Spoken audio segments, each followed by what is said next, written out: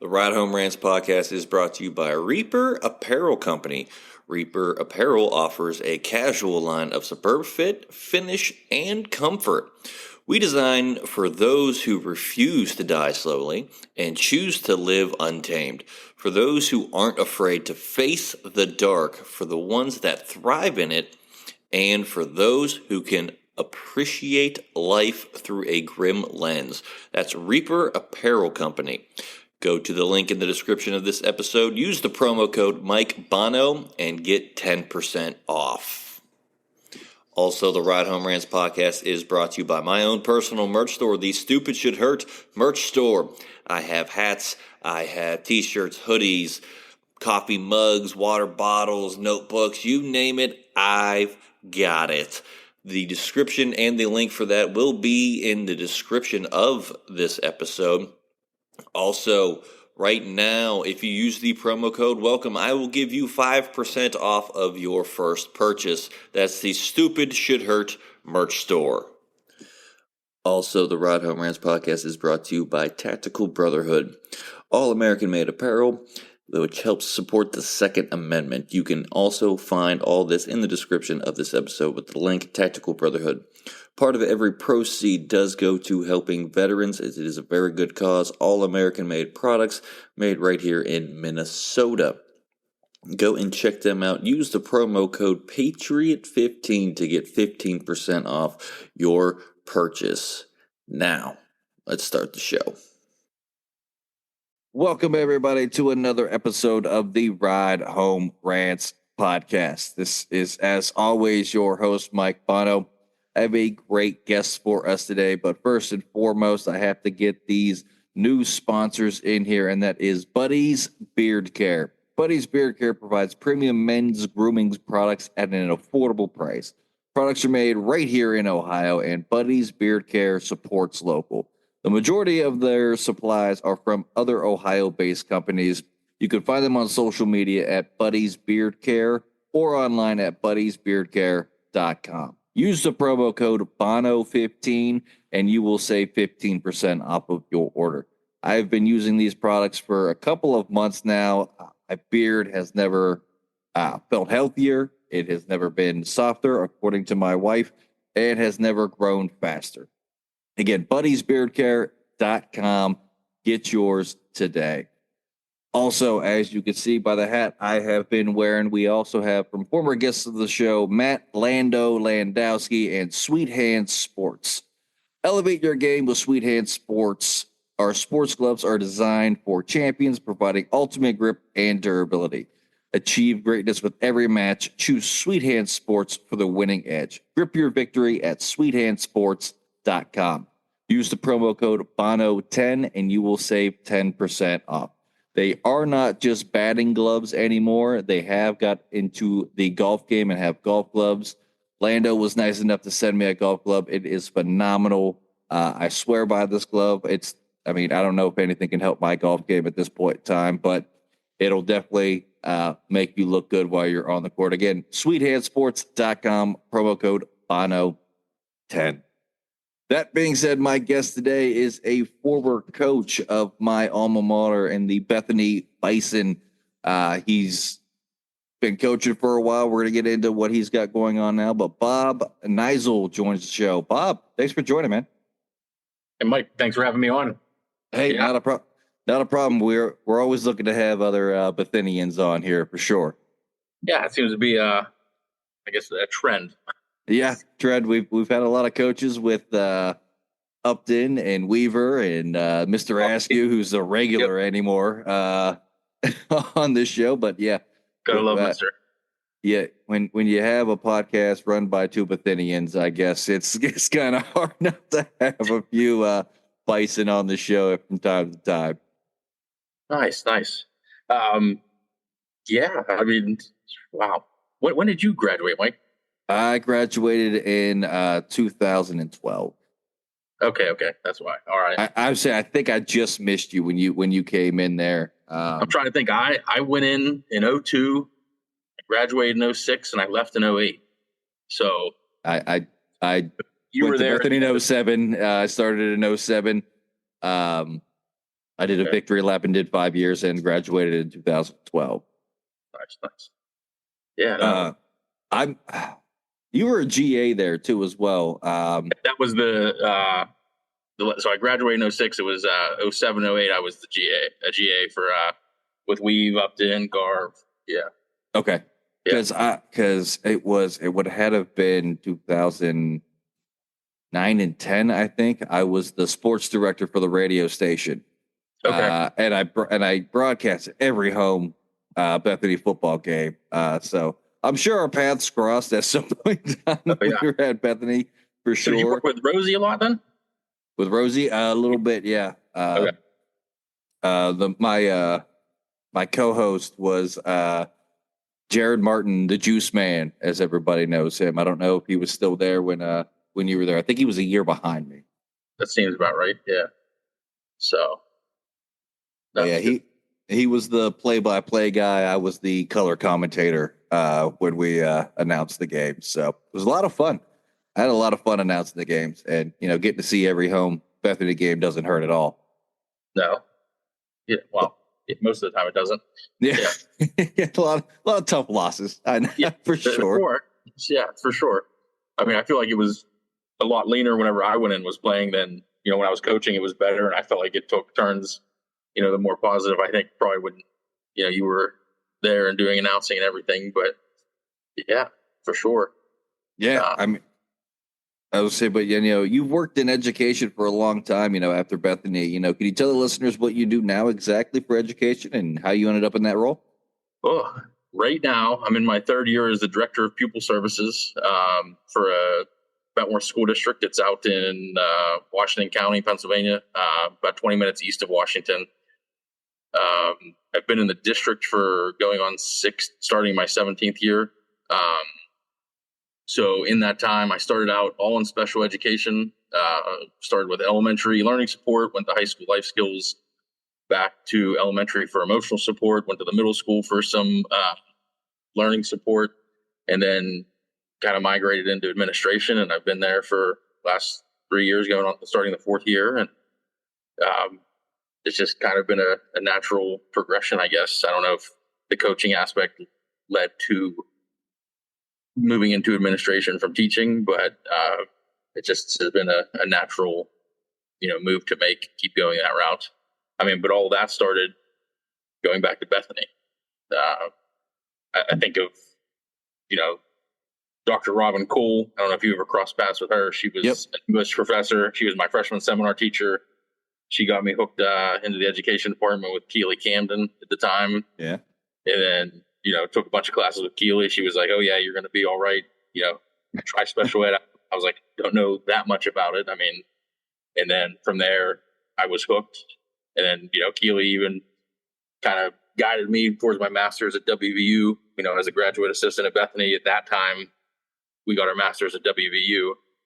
And then after that, finally went into a real job growing up, becoming a teacher, that sort of thing.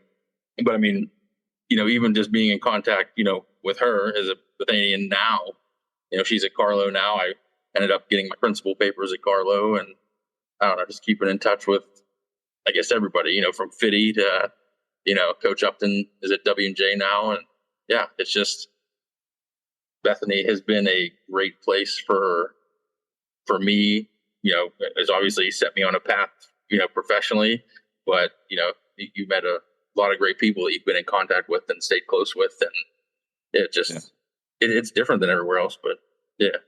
I think the smaller size of Bethany being such a close-knit people, like, you see everybody on campus, whether you know them personally or, it's just a passing, and you get to know everybody on a different level than you are. Like, I mean, you went to WVU. I mean, most people there are just a number, you know what I mean? Like, that was the dream school for me, was WVU. I've always been a Mountaineer fan growing up in West Virginia. And oddly enough, I'm like the only person in my family not to go to WVU. So, I mean, my dad graduated from there. Or no, my dad went there. My sister graduated from there. And I was on the path to be a Mountaineer, and ended up earning a a scholarship to swim at Bethany. So made the choice a little easier, taking a little bit of money off the tuition. So Coach McGowan, your coach, or was he kind of done? Coach McGowan was the coach there. Loved Coach McGowan to death. He was a great coach. I've had a lot of swim coaches in my time, but no one that actually worked individually with each swimmer like McGowan did. We butted heads a lot, like most players and coaches do, especially when he wanted to try to make me a breaststroker, but I was not a breaststroker. I could not get the kick down. So he made me hang in the deep end and do 100 breaststroke kicks. That was it. That was my practice for the day. So, still didn't help. I hate to say it, Coach McGowan, I still can't do it. But it was a lot of great people you meet, and still connect with this day. Mr. Askew, Fitty, Weaver, Upton, still in contact with all of them to this day. And it's been great. I mean, and you were a former player at Yes, Bethany. So what was it like playing and then coaching for your alma mater? So when I went in, was it Chris Snyder was the head coach. And I went in going from, I guess, a small Whitfield school to then going to, college. It was just an eye-opening experience, in terms of like everything, playbook, players, being a single A school, and then all of a sudden every classification in 3 different states and even more, Florida, everywhere else, all kind of coming together, and it was a little awkward at times. I mean, my first experience, I remember walking into the weight room.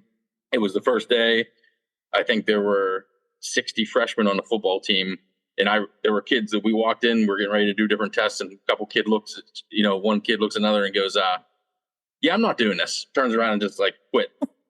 Before anything started, I was like, whoa, like you came, you unpacked, your parents dropped you off, you went through everything, and you walked in, looked around, and went, yeah, I'm not doing this, and just walked out.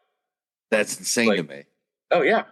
And then, we go in for the lifting test, and a man who was actually a freshman in my class, I didn't know that at the time. He goes down on the bench, the 225 rep test was what they did at that point. He gets down and reps it out like 30 times. True. And I'm just like, oh man, what did I get myself into? Like, that's a grown man, this is that. Well, then later we go to positional meetings, and we're, introducing, getting to know people. And I'm like, that is a freshman? I was like, what? And, as camp progressed, there were, upperclassmen that you know how it is. You got to know everyone, upperclassmen you bonded with. Yeah. I mean, and, the one upperclassman was like, man, like, if that person is that big, that strong, and they were fast, something's up if you came to Bethany. Right. Like, it was all Division I, everything, but, and it didn't pan out for that guy. He didn't make it all 4 years on a football team or anything. I don't even remember how many years he made it, but it just, that was, my opening experience. Whenever we went in my class, not just football, but Bethany had dropped tuition and cut it back, and might have dropped to like 20,000 or something. So there was like 300 something freshmen that came in that year, which was, unheard of for them. Yeah. I mean, I think all told when we graduated, it was just about 200, a little over, maybe like 208 or something. It was smaller, but it was noticeable that, day and age in college, people don't, always make it through. They leave, they transfer, they do other stuff. But that was, kind of the Bethany experience at first. And I was there with Snides for 2 years. I remember thinking, we won like 3 games my freshman year. I got in 2 games, which was, pretty exciting, making the travel team. Like, just coming in from a small school, having the little, all right, these are my goals internally. I want to make the travel squad. I want to, play in some games, great experience. Then, jump to my sophomore year. Snides is still there as the head coach. I end up starting as a sophomore. Great experience. Nice. On the line.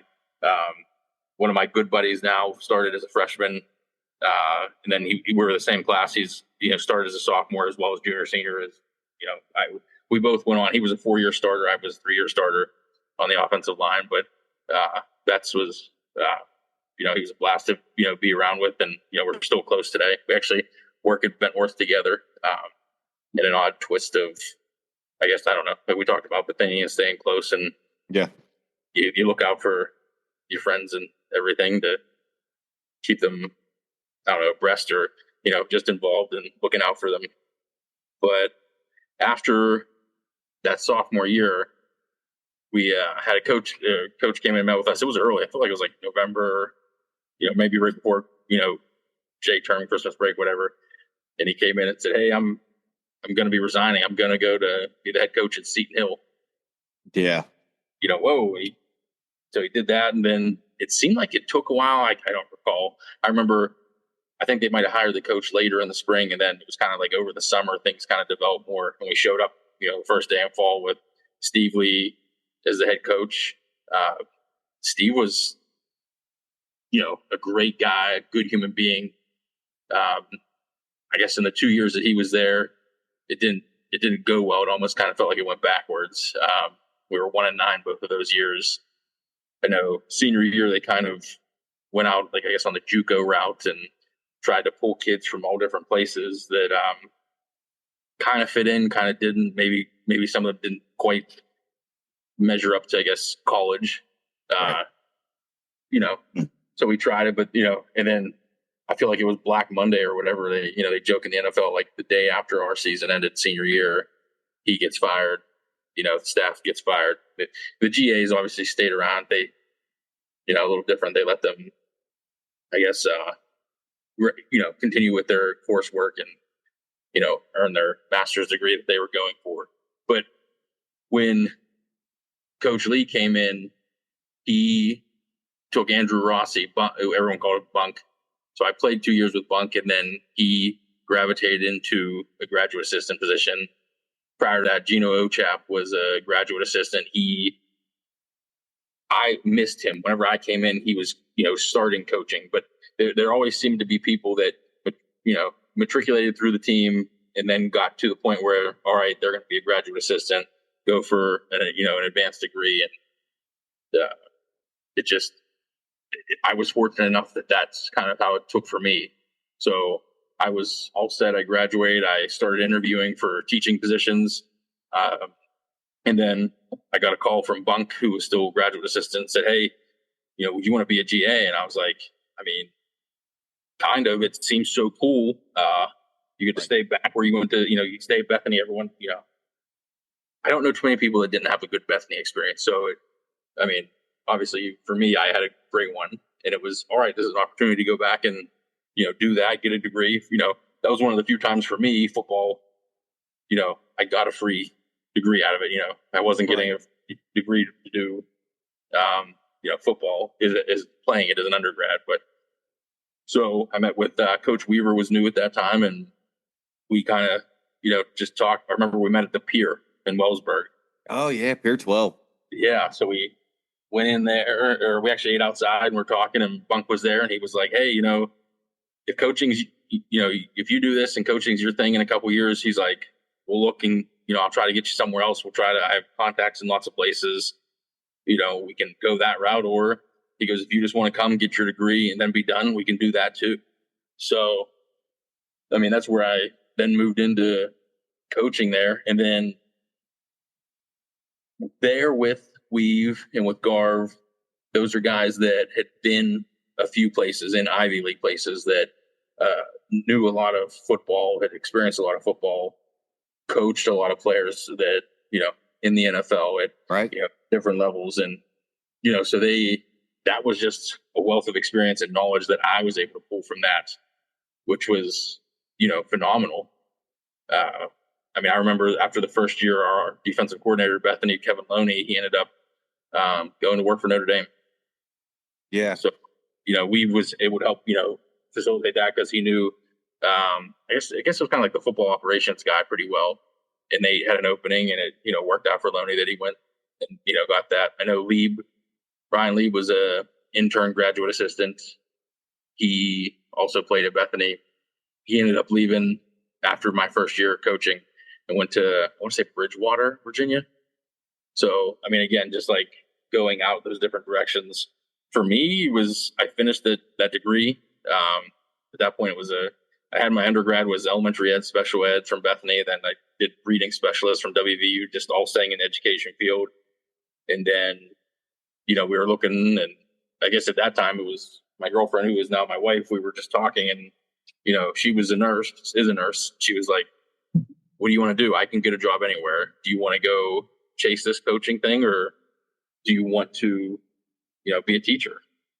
And I just felt more tied to, I guess, my family and everything, near Pittsburgh, and was all right. That's what I'm going to do. So we, ended up living outside of Pittsburgh in the South Hills, and I, commute down to Washington County for work, and have just continued to do that because I like there. I mean, it has some Bethany qualities, being a small single aid district, that you can build relationships. It's just, I don't know, it's something. When I was in high school, it was my high school swim coach. I know it's funny. I swam 1 year, my senior year. He looked at me and he said, in life, it's more important who you know than what you know. 100%. I mean, that's how a lot of things came to be. Like, that's how I ended up, being a GA. That's how I ended up getting a job at Bentworth, knowing someone that I graduated with at Bethany that was like, hey, put in for a job here. I did. That's just how it all kind of worked out.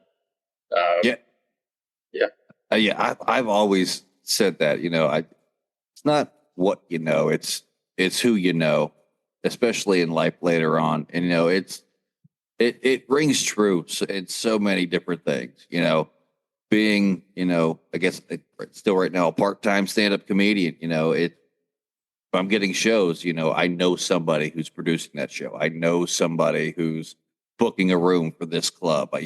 I'm getting shows that way. And, it's not what I know about the business of comedy. It's who I know to get me booked onto these shows. And, and even to this day, I mean, going back to Bethany Ties Fitty, coming on board and helping out with this show here, has taken it up to a new level that, we're now having guests and everything like that. When it just started, it was just me kind of ranting about my day, at my day job, which was still fun. But, somebody, and then now we're running a podcast together. It's all ties together, and it seems to be all coming back to Bethany for me, unfortunately. For me, because Bethany wasn't the first choice for me. I say that to everybody. I mean, I've said it on here before, but glad I went there. A lot of people that I still in contact with, like we've been talking about with Weaver, Upton, Biddy, Mister, Garvey, and all those guys and everything like that, and even some fraternity brothers. I was a part of the Delta fraternity, Delta Tau Delta there, and okay. Still talk to a lot of those guys today. It might not be every day, but every now and again, you get a text from somebody. It still makes you feel good. Somebody from back in the day, and it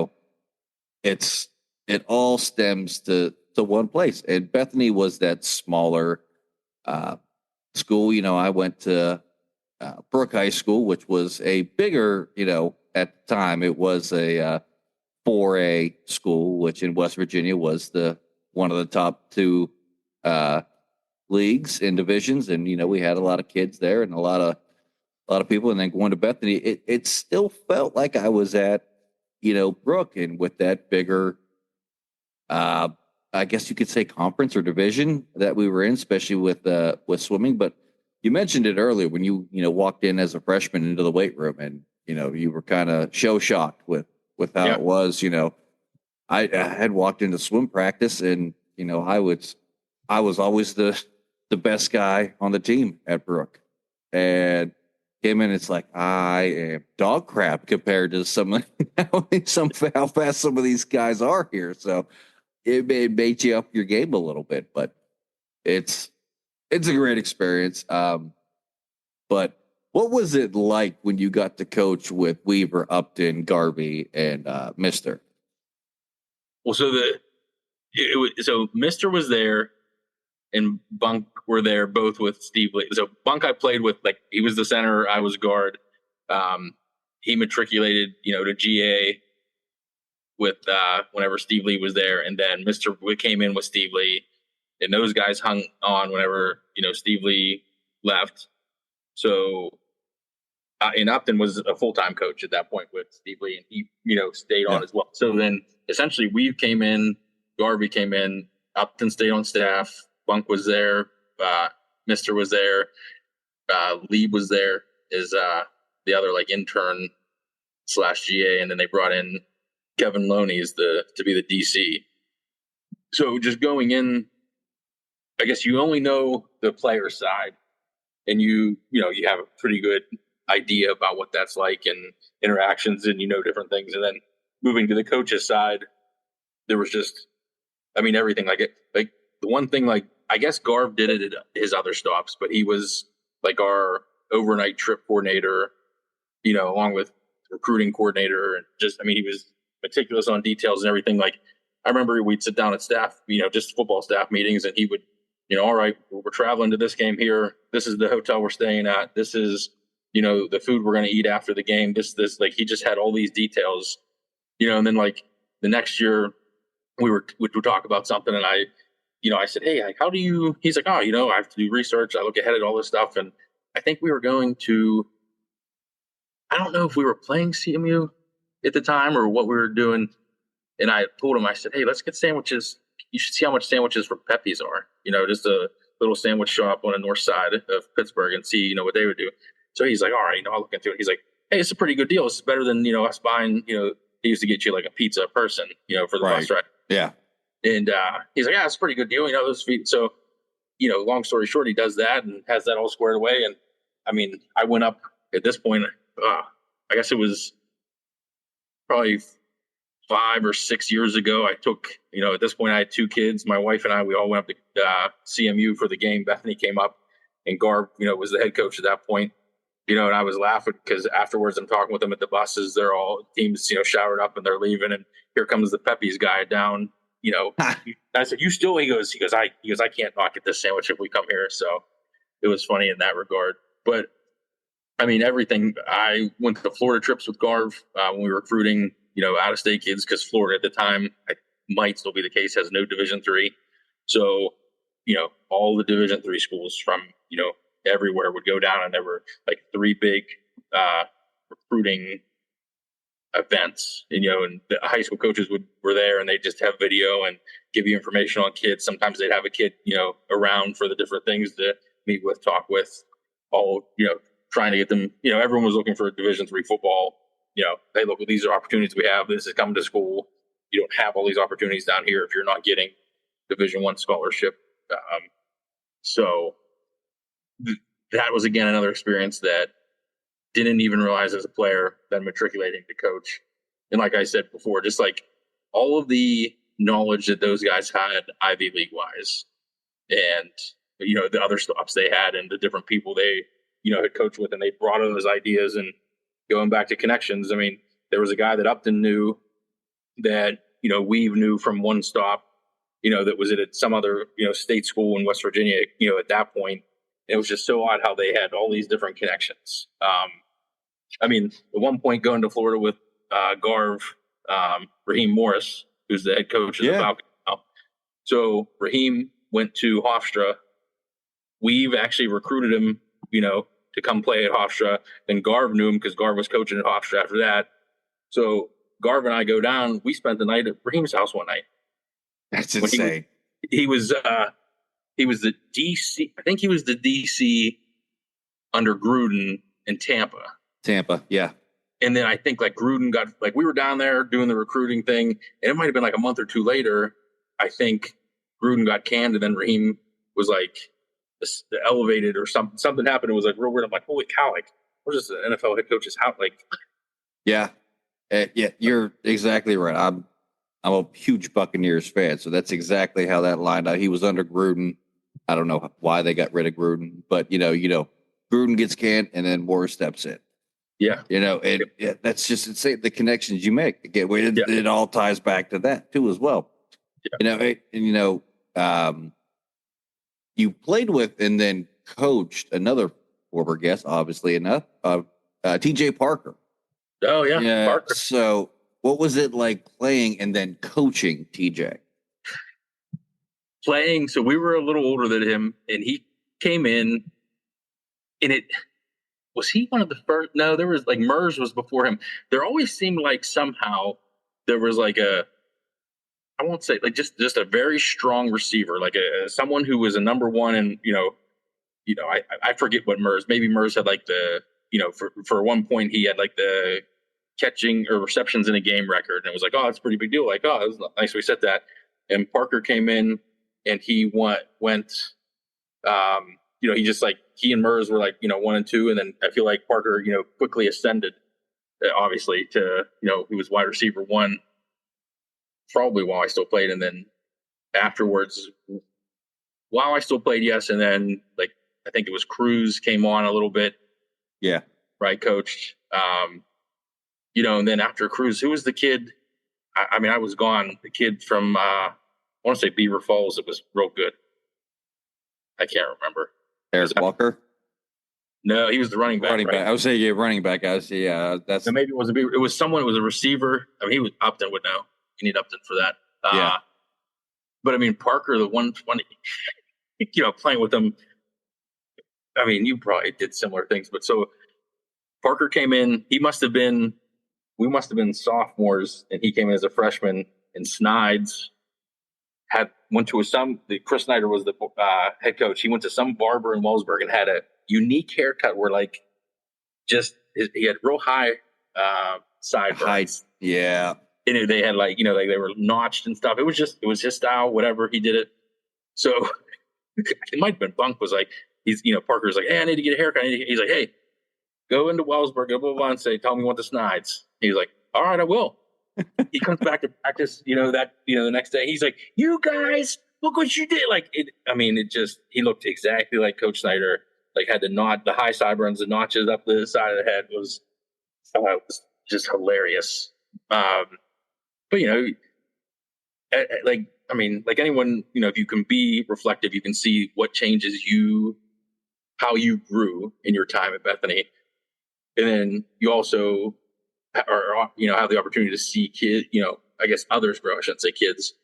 Maybe I'm just older now. But so Parker, I can remember seeing him grow to the point where like I'm coaching, and then Parker's the leader. He's looking to get all these, I guess, stats, not in a greedy wide receiver type of way, diva way, but more just he's competitive. I mean, he still is. I mean, he's a head coach now. He's just very competitive. It's who Parker was. I mean, from video games in the dorm room to, anything and everything. That was his haircut, the Snides. That was pretty good.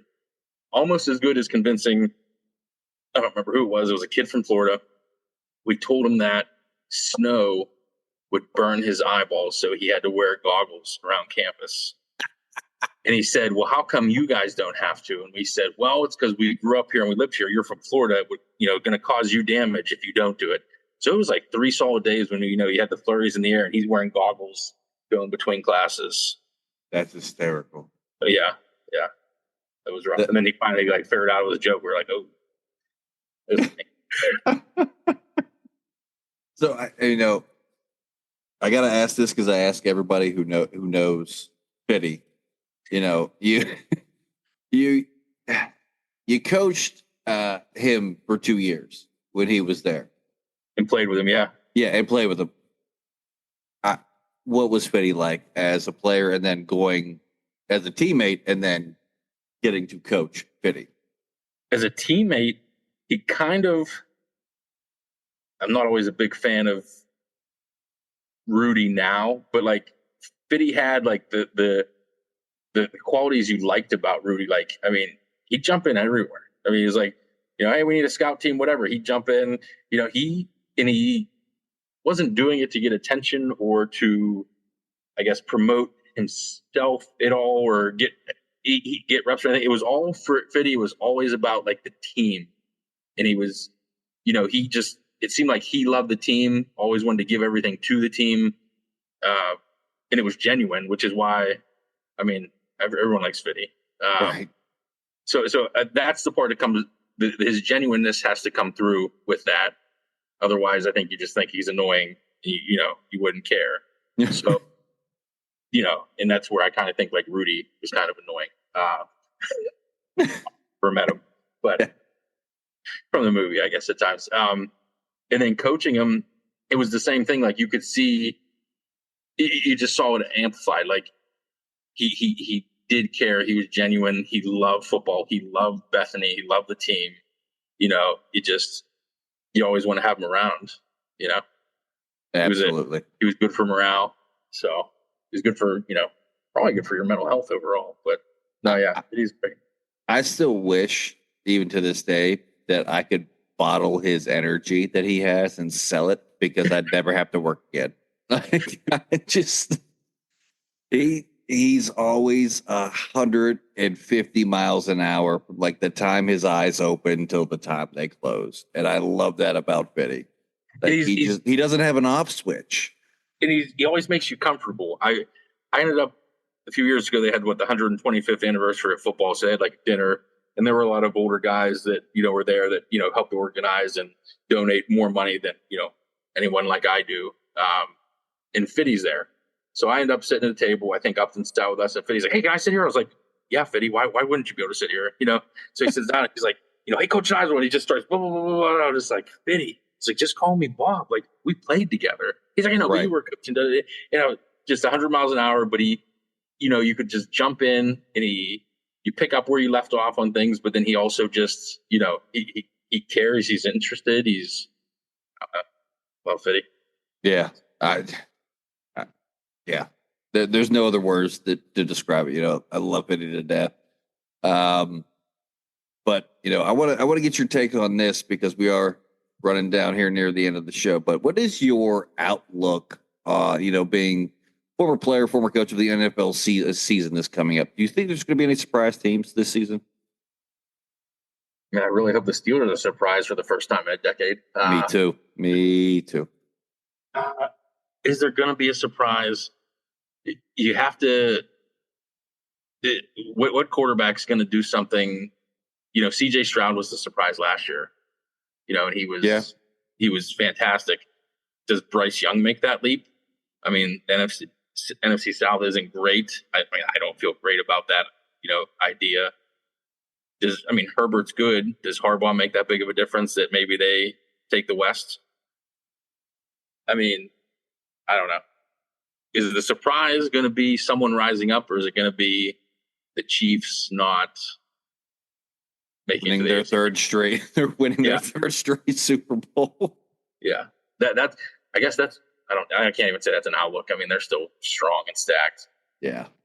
I feel like they just keep reloading. Like there's no, all right, they're gonna have to rebuild. They just reload every year. It's Andy Reid's found a secret. Like, hey, I'm going to target these players that are other people would say they're good, but they're going to be really good for us. And he just, even last year with no receivers that were strong, he was like, hey, look, we can do this. I don't know. For me, it's going back to, I hope the Steelers do something in the playoffs for the first time in a decade. That's my big one. Maybe. I'm with you on that. We'll ask this. What do you think about Russ being named QB1? Everyone complained about Denver, but if you look back at his stats, you would have taken those in a heartbeat last year. Yeah. What was it, 26 touchdowns last year? That's more than, the quarterback. Pickett. Yeah. Yeah. So, no,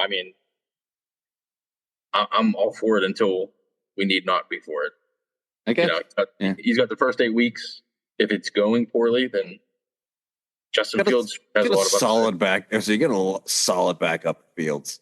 Yes. And Tomlin has already even said that there's going to be Fields packages in these games. So, I think there's going to be, for the first time in forever, a 2 QB system in Pittsburgh. I never thought I'd say that. Growing up in West Virginia, about 45 minutes outside of Pittsburgh, I've seen every Steelers game for the past 35 years that I've been alive. And, I don't remember ever seeing a 2 QB system. No, they had Cordell Stewart. Yeah. He wasn't, I don't know if there was a 2 quarterback system. It was just like, we got these plays, we're going to sneak them in there on, Yeah. a little package for them. But I mean, yeah, fields could truly have, a couple have packages with multiple series in a game. Yeah, so. I agree on that. But Bob, we are running down near the end of the episode here. I do have to get this segment in before we end. And that is the Fast Fitty 5 random questions from the wonderful manager of the podcast, Johnny Fitty Falcone. And as you know, Fitty, I'm sure he had these kinds of questions. They have nothing to do with what we've been talking about for the entirety of the show, Bob. So if you're ready, we'll go ahead and get started. I'm ready. All right. Who wins in a fight? 5 kangaroos versus Mr. Askew, a golden retriever dog, and Elon Musk. Wait, who wins in the fight? The 5 kangaroos, and they're facing Mr. Askew, a golden retriever, and Elon Musk at the same time. Mr. Askew, Elon Musk, and the retriever. Okay. Yeah. I'm a fan of that. Question number 2. What's more terrifying, a clown or a herd of stray cats walking down the road? Herd of stray cats. Herd of stray? Okay. I don't like clowns, so that's an easy one for me. It's a clown. Yeah. But question number 3. If you flip a coin, what side are you picking, heads or tails? Tails. Yeah. What is the best lunch meat? Yeah, he threw a tough one in here. Yeah, it is. The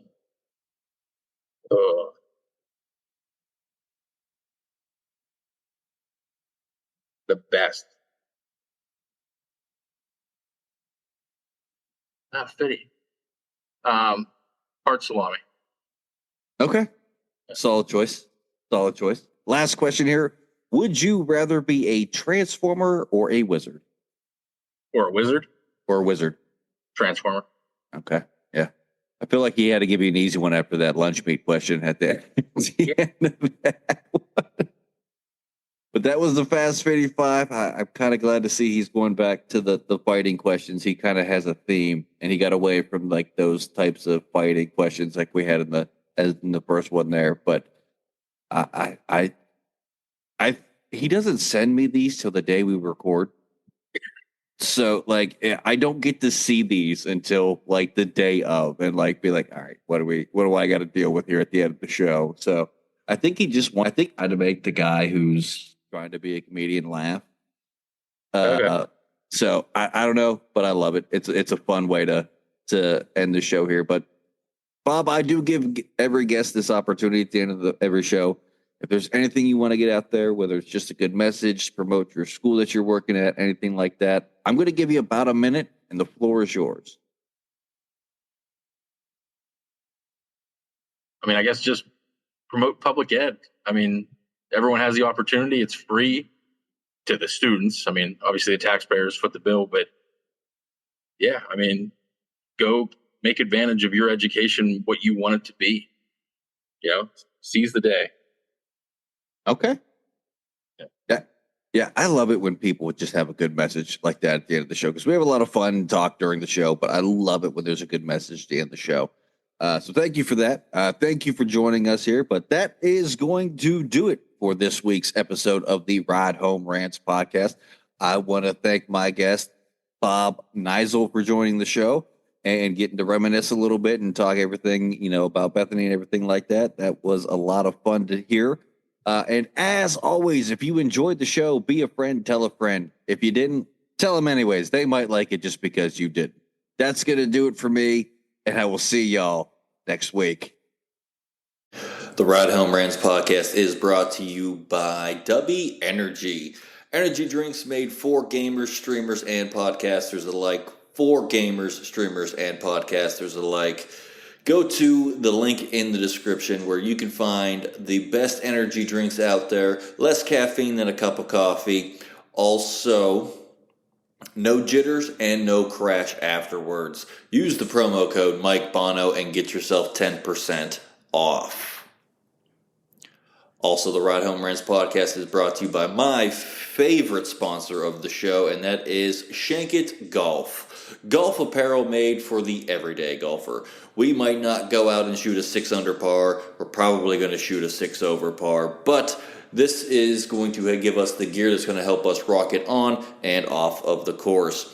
Go to the link in the bio, use the promo code Mike Bono, and get yourself 10% off there as well.